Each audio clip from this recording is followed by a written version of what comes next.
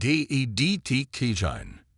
The emergency alert pierced through the calm hum of Vilari Defense Station Epsilon. Commander Ilara Jen jolted upright in her command chair, her scaled skin shifting from relaxed azure to tense crimson. The station's AI had detected something unprecedented, an unidentified vessel approaching from the outer reaches of their star system. "Report," Ilara ordered, her four eyes focusing on the main view screen. Senior Analyst Kovo approached, his usual confidence replaced with visible concern. "Commander, long-range scanners have detected a vessel of unknown configuration entering the Vilari system. It doesn't match any known species in our database." Ilara's secondary eyes narrowed while her primary set remained fixed on the screen. "Show me." The view screen shifted to display a sleek, asymmetrical craft unlike anything in the Vilari fleet, where Vilari ships were organic in design. Curved, flowing lines resembling the aquatic origins of their species. This vessel was all sharp angles and geometric precision. It radiated power and purpose. "Energy readings?" Ilara asked, her voice steady despite the mounting tension in the command center. "Off the charts, Commander," Kovo replied. "Whatever propulsion system they're using, it's far beyond our current technology. And these energy signatures here," he pointed to several hotspots on the scan, "suggest weapons capabilities that could." He hesitated. "Could what, Analyst Kovo?" "Could potentially neutralize our entire defensive fleet in minutes." A heavy silence fell over the command center. The Vilari Confederation had encountered 17 other spacefaring species over their 3 centuries of interstellar exploration. All had been cataloged, documented, and diplomatic relations established. Some friendly, some neutral, but none representing a significant threat. This was different. "Time until they reach orbital defense perimeter?" Ilara asked. 8 hours at current velocity, Commander." Ilara rose from her chair, her height imposing even among her tall species. "Alert the High Council immediately. Raise our alert status to level red. I want all civilian traffic grounded and defensive platforms online within the hour."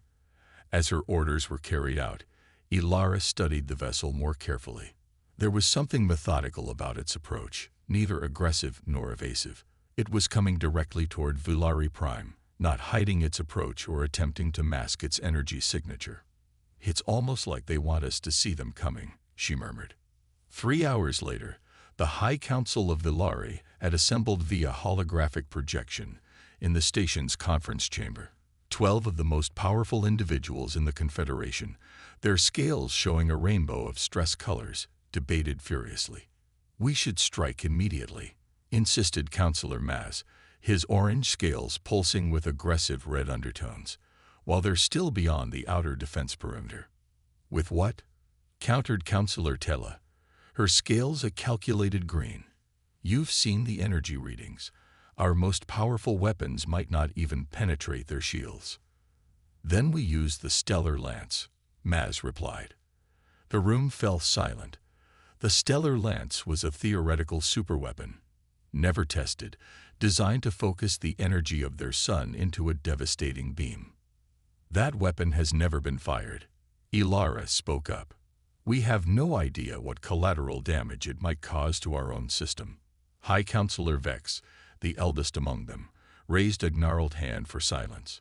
His scales remained a calm blue, though paler than usual. "Commander Jen, what do you recommend?" Ilara hesitated, feeling the weight of billions of lives on her shoulders. "The vessel has made no aggressive moves. It maintains a steady course and speed. I recommend we attempt communication before considering military action." "Communication?" Maz scoffed. "With a species we know nothing about. Their intentions are clear. They come with overwhelming force." A voice from the back of the room cut through the debate. "With respect, councillors, we cannot know their intentions without asking." All eyes turned to Junior Officer Tarek, who immediately regretted speaking out of turn. "But having started," he continued, "in my studies of first contact scenarios from our historical archives, preemptive strikes have resulted in prolonged conflicts in 87% of cases. Attempted communication, even in potentially hostile situations, has resulted in peaceful outcomes 63% of the time. This is not a classroom exercise, Junior Officer, Counselor Maz snapped. No, it's not, Ilara agreed, but Tarek makes a valid point. We know nothing about this species or their intentions. A diplomatic approach costs us nothing but time. Time we may not have if they open fire when in range. Maz countered. They could have accelerated to attack speed hours ago, Tarek pointed out. Their current velocity suggests they're being careful. High Counselor Vex nodded slowly. Commander Zhen, prepare a first contact package. Standard protocol. But also ready our defenses. If they respond with hostility, we must be prepared. As the council meeting ended, Ilara found Tarek analyzing the vessel's approach vector. Bold move, speaking up like that, she said. Tarek's scales flushed with embarrassment. I apologize, Commander. I spoke out of turn. Perhaps, but you spoke truth. Prepare the linguistic and cultural first contact protocols. I want them ready to transmit within the hour. Yes, Commander, Tarek replied, surprised at being given such responsibility. 4 hours passed. The unknown vessel now loomed large on their scanners, less than an hour from the orbital defense perimeter. Their transmitted first contact package, containing basic mathematical sequences, linguistic primers, and cultural information, had gone unanswered. In the tense silence of the command center, Tarek approached Ilara. Commander, I've been analyzing their approach pattern more carefully. And they've made 17 minor course corrections in the past hour. Each one has minimized their profile relative to our defense platforms. Ilara frowned, suggesting they know exactly where our weapons are positioned. Yes, Tarek continued, but they haven't taken any obviously evasive action. It's almost like they're trying not to appear threatening while still protecting themselves. Ilara finished. Their speculation was interrupted by an alert from communications. Commander, we're receiving a transmission from the vessel. The view screen flickered, and for the first time, the Vilari beheld the species that had caused such alarm. The being on screen was unlike anything they had encountered, bipedal, with only 2 eyes, covered in some kind of artificial skin rather than scales. Its face was strangely expressive, with a mouth that moved in unfamiliar ways as it spoke. An incomprehensible sequence of sounds filled the command center. Run it through the translation matrix, Ilara ordered. After several tense moments, the matrix produced a rough translation. This is Captain Maya Chen of the Earth vessel Horizon. We come in peace and request permission to establish diplomatic relations. The command center erupted in murmurs of surprise and relief. Earth? Ilara questioned. There's no record of this species or world in our database. Tarek's scales had lightened to a thoughtful blue. Commander, with your permission, I'd like to respond personally. Ilara studied the junior officer carefully. Something in his earnest demeanor and analytical mind seemed right for this historic moment. Granted, but be cautious, Tarek. We still know nothing about these humans. As Tarek prepared to answer humanity's first message to the Vilari, tension remained high throughout the station. Would this be the beginning of a new peaceful relationship, or were the humans concealing more dangerous intentions? The fate of 2 species hung in the balance of what happened next. The revelation. This is Junior Officer Tarek of Vilari Defense Station Epsilon. On behalf of the Vilari Confederation, I acknowledge your greeting, Captain Maya Chen of Earth. Tarek's voice remained steady despite his racing heart. Your vessel's capabilities have triggered our defensive protocols. Please state the nature of your visit to our system. There was a delay as the translation systems on both sides processed the communication. Captain Chen's face displayed what the Vilari cultural databases suggested might be a friendly expression. We understand your caution, Officer Tarek. The Horizon is an exploration vessel. We've been charting this sector for the past standard year and detected your civilization's quantum communications network. We've come to propose an exchange of knowledge and establish diplomatic relations. Ilara and the command staff exchanged glances. The claim seemed reasonable, but caution remained their priority. Your vessel's energy signatures suggest significant offensive capabilities, Tarek responded. Captain Chen nodded. The Horizon is equipped with defensive systems, yes. We've encountered hostile species in our explorations, but I assure you, our intentions are peaceful. To demonstrate our goodwill, I propose a direct meeting. I'm willing to come aboard your station with a small diplomatic team. Counselor Maz, who had remained in communication from the planet's surface, immediately objected. Absolutely not. This could be a prelude to an infiltration. High Counselor Vex overruled him. If they wished to attack, they could have done so already. I approve this meeting, but with appropriate security protocols. Tarek had been studying the human facial expressions and body language during the exchange, comparing them against the limited synapsychology profiles in their database. Commander, he said quietly to Ilara, I believe there's another approach that might build more trust. Go on. Instead of bringing them here, I could go to them. A single shuttle, unarmed. It removes any perception of threat on our part. Ilara's scales darkened with concern. That's extremely risky, Tarek.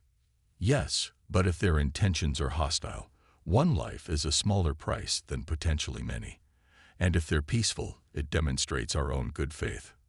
After intense debate, the High Council reluctantly approved Tarek's mission. 3 hours later, his small shuttle approached the massive human vessel. Up close, the Horizon was even more impressive. Its hull composed of materials that seemed to absorb scanner waves, with propulsion systems unlike anything in Villari technology. As his shuttle was guided into a docking bay, Tarek fought to control his anxiety. He would be the first Villari to ever meet a human face-to-face. The docking procedure completed with surprising gentleness. Tarek gathered his diplomatic package, data crystals containing non-sensitive cultural and scientific information, and approached the airlock. The atmosphere had been analyzed and confirmed compatible with Villari physiology, though slightly richer in oxygen. The door slid open to reveal Captain Maya Chen herself, flanked by 2 other humans in what appeared to be ceremonial rather than military attire. Junior Officer Tarek, she said, her translator now producing more natural Villari speech patterns, welcome aboard the Horizon. Your courage in coming here alone is noted and respected. Tarek performed the traditional Villari greeting, pressing his palm against his chest. Captain Chen, I bring greetings from the Villari Confederation and an offer of peaceful exchange. The human mimicked his gesture with surprising accuracy. Please, follow me to our meeting room. We have much to discuss. As they walked through the corridors of the human ship, Tarek observed everything with fascination. The vessel's interior was a marvel of efficiency and ergonomic design. Other humans they passed nodded respectfully, but Tarek noticed their curious glances at his scaled skin and 4 eyes.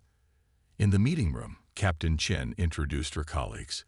This is Dr. Elijah Santos, our xenobiologist, and Ambassador Leilan Di, our diplomatic specialist. The introductions complete, they began the careful dance of first contact diplomacy. Tarek shared information about Villari culture, physiology, and basic scientific achievements.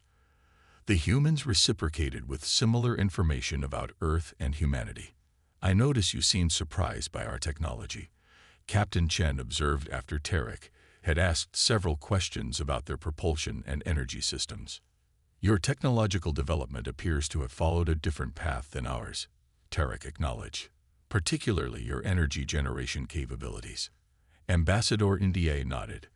Different species often develop technologies in different sequences based on their environmental challenges and resource availability.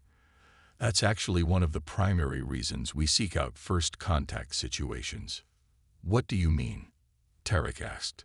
Technological cross-pollination. Dr. Santos explained enthusiastically. Humanity has encountered 11 spacefaring species so far. Each exchange has dramatically accelerated our respective technological development. Solutions we might never have conceived become obvious when seen through another species' scientific lens. This revelation struck Turek profoundly. The Villari had always developed their technology internally, even after contacting other species. The idea of deliberate technological exchange was novel and slightly alarming. Your vessel's power signatures were what triggered our defense systems, Turek explained. We've never encountered a ship with such capabilities. Captain Chen's expression turned serious. That's the other reason for our visit, Officer Turek. We've detected something concerning at the edge of this sector, something that poses a potential threat to both our civilizations. She activated a holographic display showing a massive structure floating in deep space. We call them the Harvesters. They're an artificially intelligent species that strip mines entire systems for resources. They've destroyed 3 inhabited worlds already. Turek stared at the massive structure with growing dread. And they're coming here. Not immediately, Dr. Santos clarified. But our projections show they'll reach this sector within 5 standard years. Alone, neither of our civilizations could likely withstand them. Together, combining our technologies, we might stand a chance. The true purpose of the human visit suddenly became clear. They weren't explorers or conquerors. They were seeking allies against a common threat. This is why your ship is so heavily armed, Turek realized.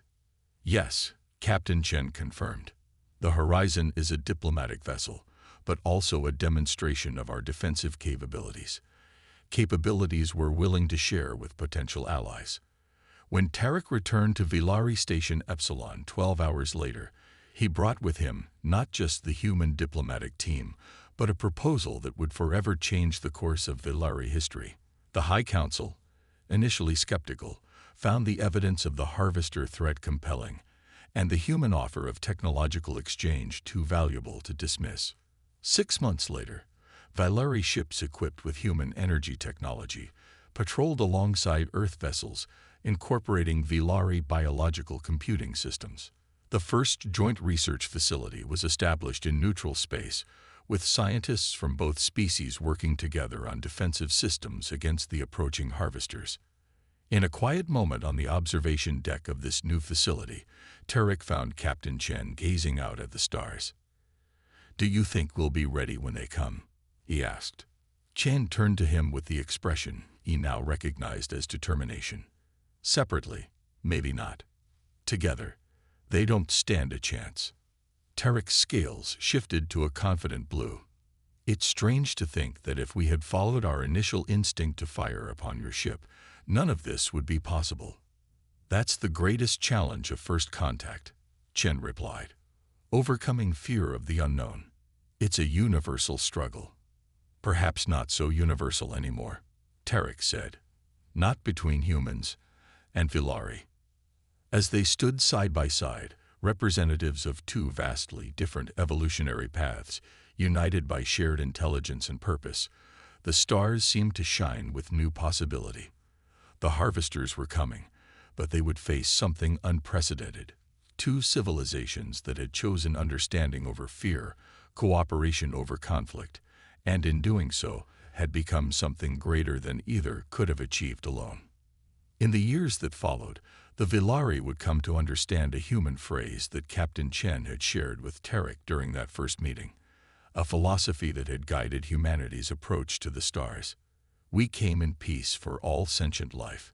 It was a promise that together they intended to keep.